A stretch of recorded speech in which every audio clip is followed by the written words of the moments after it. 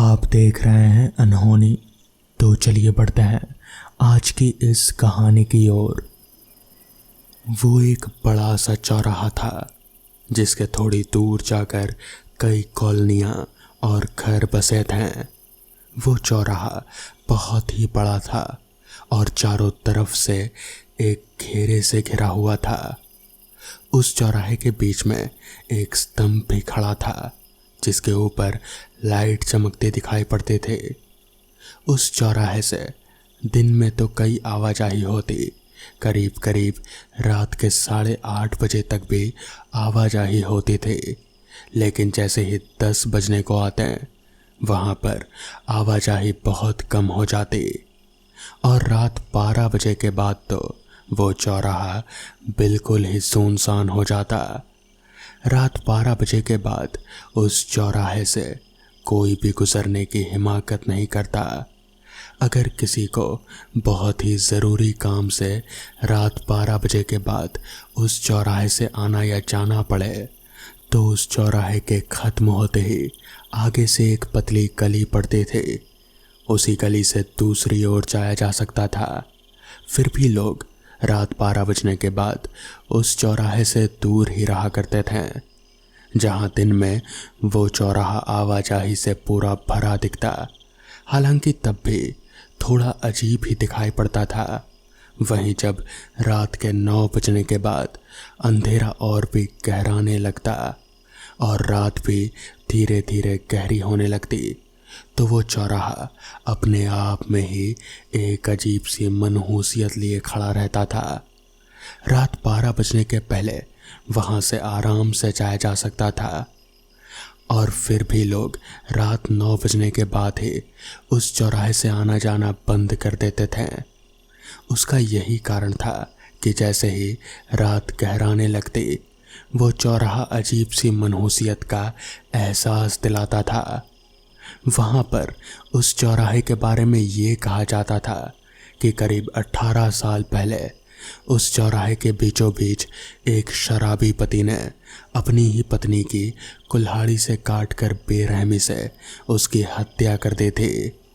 उसके शरीर के टुकड़े टुकड़े करके वो वहाँ से भाग गया और वो सब कुछ रात 12 बजने के बाद ही उस चौराहे पर घटित हुआ। उस औरत के साथ बहुत ही बुरा हुआ, इसलिए कहा जाता है कि उस औरत की आत्मा आज भी रात 12 बजे के बाद दिखाई पड़ती है और जो भी उस चौराहे से 12 बजने के बाद गुजरता है तो वो उनको जिंदा नहीं छोड़ती, क्योंकि वो आज भी अपने अपराधी को ढूंढ रही है जिसने उसकी हत्या की थी, उसके पति को, जिसने उसे बेरहमी से काट कर रख दिया था।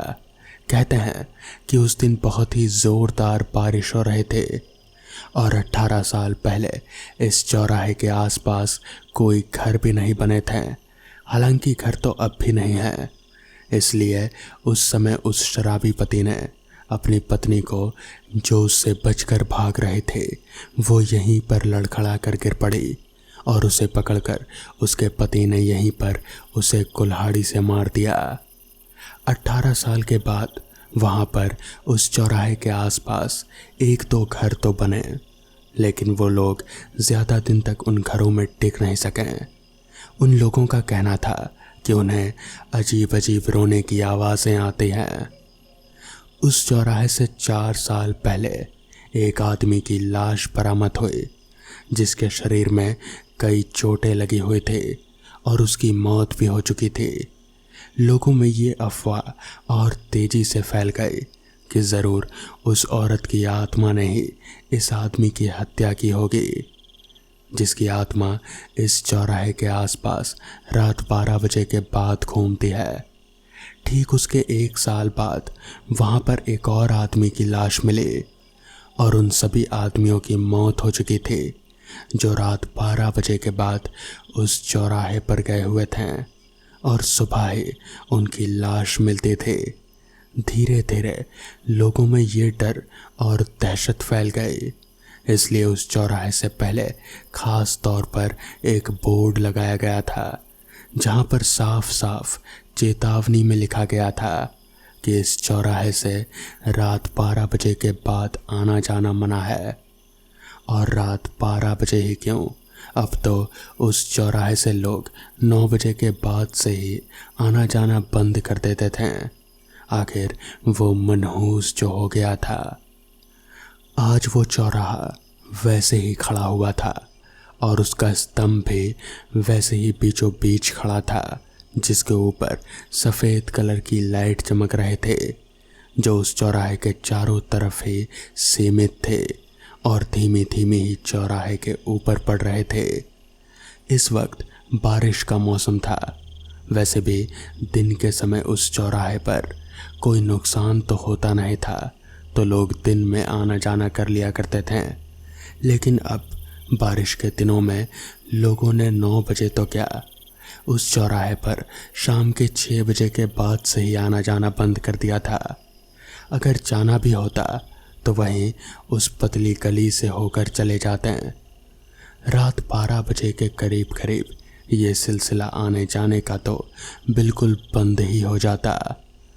आज बहुत ही तेज बारिश हो रहे थे, बिजली कड़क रहे थे, तेज हवाओं के साथ बारिश भी मूसलाधार पड़ रहे थे, इतने कि गाड़ियों की आवाज़ तक उस मूसलाधार बारिश के आवाज़ के आगे फीकी पड़ रहे थे।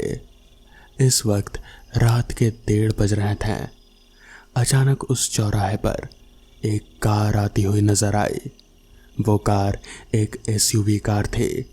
उस कार के अंदर 3 लोग बैठे हुए थे, या फिर यूँ कहें कि 3 दोस्त और एक ड्राइवर। शायद उसी की वो गाड़ी थी। ड्राइवर का चेहरा कुछ पीला पीला सा लग रहा था। उसके माथे से पसीना बहकर उसके गले तक आ रहा था। मगर वो तीनों दोस्त हंसी मजाक करते हुए आगे बढ़ रहे थे। उन लोगों ने इस चौराहे के बारे में काफ़ी कुछ सुन रखा था कि यहाँ पर एक औरत की आत्मा भटकती है। उन लोगों ने अपने YouTube चैनल के लिए यहाँ पर आने की सोची। उन लोगों ने सोचा क्यों ना यहाँ पर रात बिताया जाए और फिर उसकी वीडियो बनाकर YouTube में अपलोड कर दिया जाए, जिससे कि बहुत सारे व्यूज़ मिलेंगे। मगर ड्राइवर का चेहरा परेशानी से घिरा हुआ था। ऐसा लग रहा था कि जैसे वो इस जगह के बारे में जानता हो और वो किसी भी कीमत पर यहाँ पर रुकना नहीं चाहता हो। उसने तीनों लड़कों से कहा, साहब ये जगह आप समझ नहीं रहे हैं। ये जगह रात के लिए सही नहीं है। मैंने बहुत सी कहानियाँ सुनी हैं। इस पर उनमें से एक लड़के ने कहा, बिल्कुल सही कहा तुमने सिर्फ कहानियाँ सुनी हैं। हम लोग सच साबित करेंगे और तुम्हें जितने पैसे दिए हैं तुम्हारी टैक्सी से भी ज़्यादा पैसे हैं वो। तो बस तुम यहाँ पर रुको और जब तक हमारा काम पूरा नहीं हो जाता तब तक हम लोग यहाँ से नहीं जाने वाले हैं। ड्राइवर चुपचाप वापस से उस चौराहे की ओर आगे बढ़ने लगा। कुछ देर गाड़ी चलती रही, जिसके बाद टैक्सी उस चौराहे पर रुके।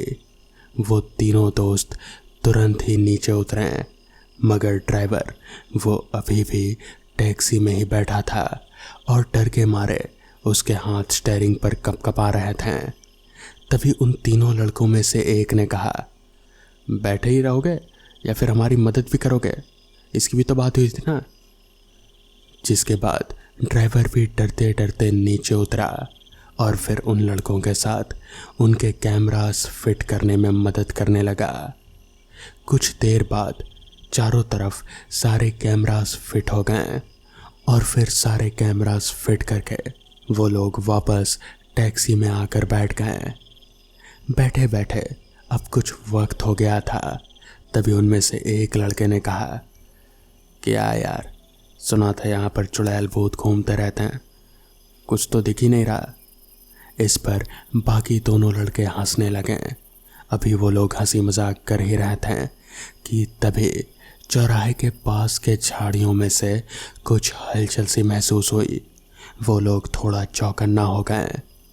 उन लोगों ने सोचा क्यों ना उतर कर देखा जाए कि आखिर कौन है। आखिर कौन है जो झाड़ियों को सरसरा रहा है। जिसके बाद उन तीनों ने नीचे उतरने का फैसला किया। ड्राइवर उन्हें बार बार रोक रहा था मगर वो लोग मान ही नहीं रहे थे। वो लोग नीचे उतरे और ज़बरदस्ती उन लोगों ने ड्राइवर को भी नीचे उतरने को कहा। जिसके बाद ड्राइवर भी नीचे उतरा और उन झाड़ियों की ओर वो चारों एक एक करके चलने लगे। वहाँ पर पहुंचकर उन्होंने देखा कि वहाँ पर कुछ नहीं है मगर अब वो सरसराहट की आवाज़ दूसरी ओर से आ रही है। उन लोगों ने सोचा कि चारों अलग अलग दिशाओं में जाएं और पता करें कि आखिर ये हो क्या रहा है। ड्राइवर ऐसा नहीं करना चाहता था। वो चाहता था कि चारों साथ रहें मगर उन लड़कों के ज़िद पर वो भी अलग होकर जांच करने लगा कि आखिर इन झाड़ियों में है क्या। अभी वो तीनों लड़के जांच पड़ताल कर ही रहे थे कि तभी अचानक से उन्हें एक चीख की आवाज़ सुनाई पड़ी। वो चीख बहुत ही दर्दनाक थी और वो चौराहे की तरफ से आ रहे थे। वो तीनों भागकर चौराहे के पास पहुंचे तो पाया कि वहां पर चौराहे के बीचों बीच ड्राइवर की लाश पड़ी हुई थी। उसका सिर उसके धड़ से अलग था। ऐसा लग रहा था कि जैसे किसी ने बहुत ही धारदार हथियार से उसके गले पर वार किया था। वो देखकर उन तीनों लड़कों की सिट्टी बिट्टी गुल हो गई। उन्हें कुछ समझ नहीं आ रहा था कि अब क्या करें। वो लोग समझ गए थे कि यहाँ ज़रूर कुछ ना कुछ गड़बड़ तो है। जिसके बाद उन लोगों ने तुरंत ही पुलिस को फ़ोन किया। कुछ ही देर में वहाँ पर पुलिस आ गई। पहले तो पुलिस वालों ने उन तीनों लड़कों को बहुत ही डांट फटकार लगाई और फिर वहीं पर उन्होंने एक कैमरा को चेक किया जो कि बिल्कुल चौराहे की तरफ पॉइंट किया गया था। उन्होंने उस कैमरा को चेक किया तो पुलिस वालों के साथ साथ सभी के होश उड़ गए। दरअसल ड्राइवर को किसी और ने नहीं बल्कि उसी औरत ने मारा था, या फिर ऐसा कहें कि उसी औरत की आत्मा ने मारा था जिसको कि 18 साल पहले उसके पति ने इसी चौराहे पर काट डाला था। और जब वहाँ के गांव के लोगों ने इस वीडियो को देखा तो ड्राइवर को देखकर वो लोग और भी ज़्यादा दंग रह गए क्योंकि वो ड्राइवर कोई और नहीं बल्कि उसी औरत का पति था।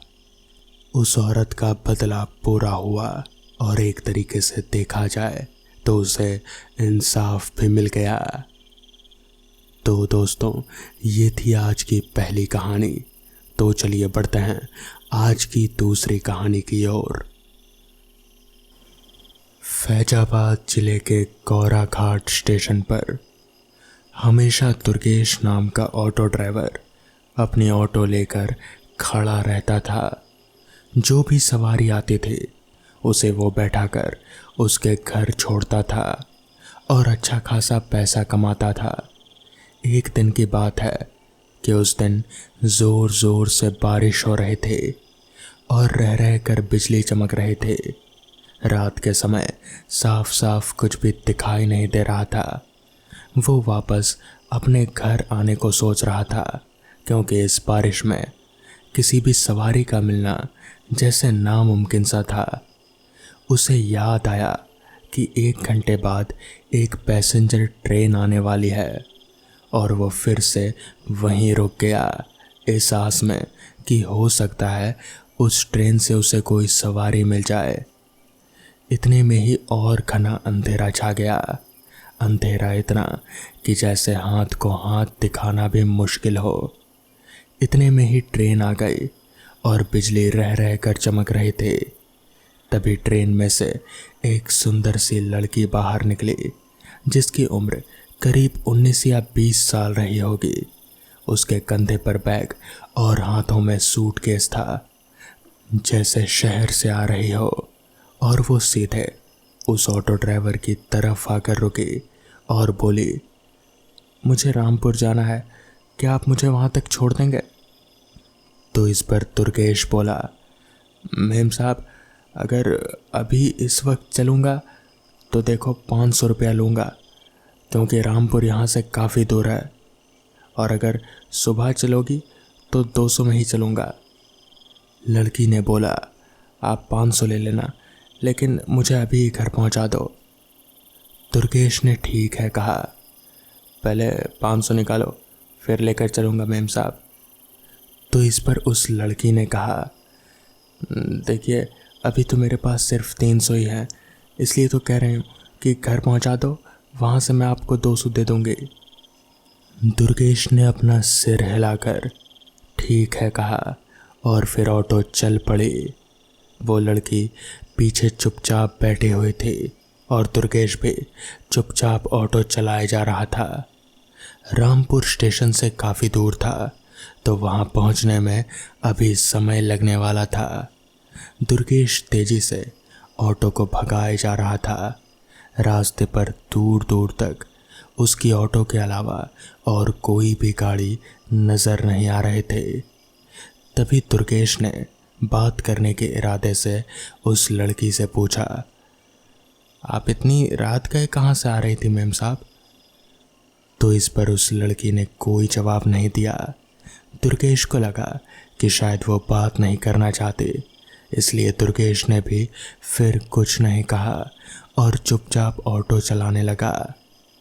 कुछ देर बाद दुर्गेश रामपुर पहुंचा और फिर उस लड़की के बताए एड्रेस पर रुका। ऑटो रुकी और वो लड़की ऑटो से उतरकर घर के अंदर की ओर जाने लगी। तभी दुर्गेश ने उस लड़की को कहा, मेम साहब ज़रा जल्दी कीजिएगा, मौसम ख़राब हो रहा है। ये सुनकर भी ना तो वो लड़की रुकी और ना ही कोई जवाब दिया। वो सीधे चलते चलते घर के अंदर चली गई। अब उसे अंदर गए हुए करीब आधा घंटा बीत चुका था, मगर वो अंदर से बाहर नहीं निकली थी, ना ही उसका कोई अता पता चल रहा था। दुर्गेश ने सोचा कि अब काफ़ी देर हो गई है, उसे अंदर जाकर किराया मांग लेना चाहिए। रात के करीब अब 3 बज चुके थे। जब उसने घर के दरवाज़ा खटखटाया तो अंदर से एक बूढ़ी माता अपनी आंखों को मलते हुए दरवाज़ा खोली।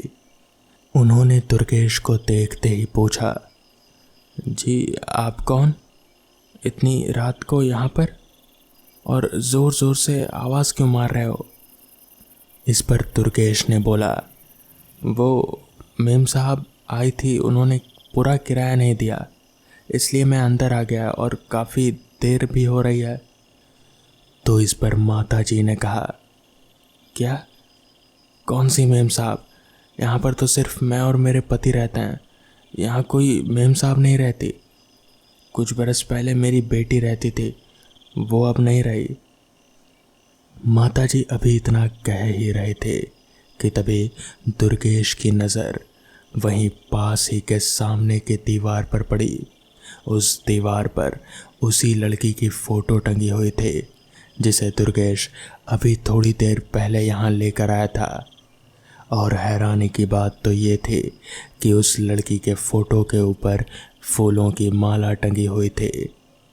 तभी दुर्गेश ने फ़ोटो की तरफ इशारा करते हुए कहा, वो यही थी वो मेम साहब, मैं इन्हें ही लेकर आया था। दुर्गेश की बात सुन उन माता जी ने कहा, ऐसा नहीं हो सकता, ऐसा नहीं हो सकता बेटा, इसको मरे कई साल हो गए, यही तो मेरी बेटी थी। ये सुनकर तो दुर्गेश के पैरों तले जैसे ज़मीन ही खिसक गई। दुर्गेश को कुछ समझ नहीं आ रहा था कि आखिर ये सब चल क्या रहा है। क्या वो अभी अभी एक आत्मा को लेकर आया या फिर कुछ और? दुर्गेश को कुछ भी समझ में नहीं आ रहा था। वो भागते भागते अपनी ऑटो के पास आया और फिर अपनी ऑटो लेकर वहाँ से चल पड़ा अपने घर की ओर। रास्ते पर वो यही सोचता रहा कि आखिर वो लड़की थी कौन? अगर वो आत्मा थी तो फिर उसने मुझे ही क्यों चुना उसके घर तक छोड़ने को? और फिर वो ट्रेन से उतरकर अपने घर क्यों जा रहे थे? इन सवालों के जवाब दुर्गेश को कभी भी मिल नहीं पा रहे थे।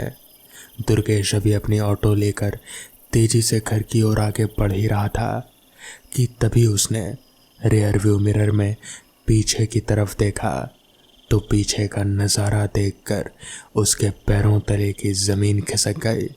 उसके पीछे वही लड़की बैठी हुई थी जिसे थोड़ी देर पहले दुर्गेश ने घर छोड़ा था। अब तो दुर्गेश की हैरानी का कोई ठिकाना नहीं रहा। उसे कुछ भी समझ में नहीं आ रहा था कि ये लड़की वापस से उसकी ऑटो रिक्शा में कैसे आ गई। वो रियर व्यू मिरर में कभी देखता तो कभी सामने रोड पर अपनी ऑटो संभालता। इसी बीच अचानक से डर की वजह से ऑटो पर से उसका नियंत्रण हटा और फिर ऑटो सड़क से नीचे उतरकर एक पेड़ से जा टकराई। अगली सुबह उस रास्ते पर बहुत ज़्यादा भीड़ जमी हुई थी। पुलिस भी वहाँ पर आए हुए थे। दुर्गेश की ऑटो सड़क से नीचे उतरकर एक पेड़ से ठुकी हुई थी। सामने का कांच टूटा हुआ और उस कांच के अंदर घुसकर एक लकड़ी दुर्गेश के सिर के आर पार हो चुकी थी। जी हाँ, दुर्गेश मारा जा चुका था और वहीं ऑटो के पिछली सीट पर 100 के 2 नोट रखे हुए थे, यानी 200 रुपए। तो दोस्तों, ये थी आज की कहानियाँ। अगर आपको ये कहानियाँ पसंद आई हों तो वीडियो को लाइक और चैनल को सब्सक्राइब करना ना भूलें। तो मैं आपका दोस्त आर्यन जल्द ही मिलूँगा आपसे ऐसी ही नई कहानियों के साथ। तब तक के लिए अपना ख्याल रखें।